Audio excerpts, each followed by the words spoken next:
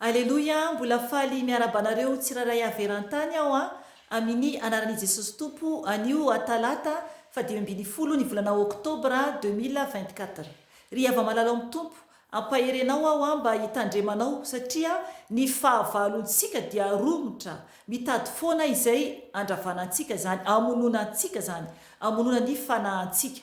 Ry havana, tamin'ny zako tany Belzika tamin'ny volana aogositra dia alohan'ny zako zany era hivavaka amin'ny ireo zanako ara-panahy ato amin'ny toby zany dia mivavaka amin'ny WhatsApp zany izay zany no mifampiantso. Ry havana, no nefa nivory zany izay dia nivavaka zany izay androka devoly aloha zany alohan'ny fotoana rehetra zany dia ny zavatra niseho naseho an'ny tompo ahy tao anatin'ny fahitana zany no nefa nikipy zany ny masoko eo am-pandroana devoly ratsan-tanana zany, ratsan-tanana no hitako zany tanareo le felan-tanana dia ratsan-tanana izany no naseho an'ny tompo maintimainty be le izy dia misy o zany dia hikasika fil anankiray.